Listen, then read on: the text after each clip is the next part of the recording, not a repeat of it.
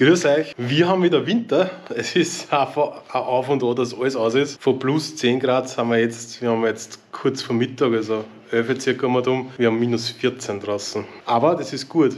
Und zwar, ich fahre jetzt auf die Landwirtschaft um, dort wo der Raupenmäher steht. Und wir werden sich einen Platz suchen und ein wenig im Schnee herumspielen damit. Was er kann, punkto Schneeschirm. Und dann machen wir einen kleinen Winter-Action-Rasenmäher-Einsatz.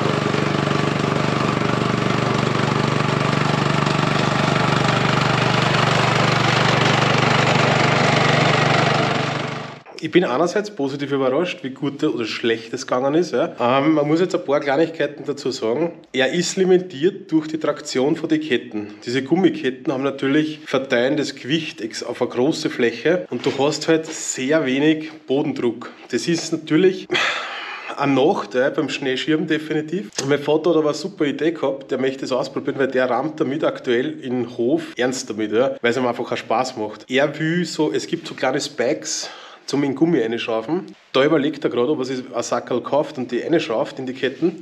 Das wird natürlich performance-technisch einen riesen Unterschied machen. Ja. Zum Schneeschutz selber. Klar, es braucht ein bisschen Zeit, bis das auf und runtergegangen ist. Das kriegt man aber ins Gefühl, ich habe jetzt zum ersten Mal damit Schnee geschoben. Ja.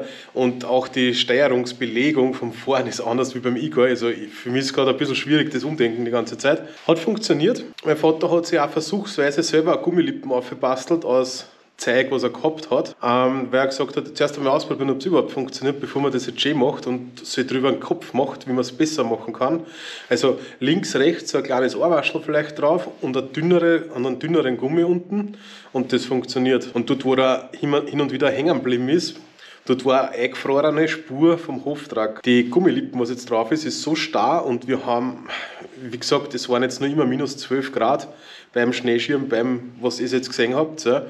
Der Gummi war extrem steif. Also das war praktisch wie Klingern, was dagegen fährt. Deswegen würde ich persönlich auf einen dünneren Gummi gehen, der halt zum Fahrzeug passt und mehr nachgibt. Zu der Schubkraft selber, damit ihr eine Idee kriegt, das ist vielleicht am Video nicht so klar zu mir sehen, ich würde behaupten, wenn man selber eine Schneeschaufel in der Hand hat, mit der halben Braten von dem Schneeschild von dem Meer, hat man circa die gleiche Kraft mit der Hand, wenn man so schiebt. Ja. Cooles Teil, cooles Gadget, cooles Spielzeug. Ich selber, mir gefällt es. Ich bin halt auch ein verspielter Hund in der Hinsicht. Leute, ich wünsche euch was, bleibt gesund und wir sehen uns im nächsten Video. Vielen Dank.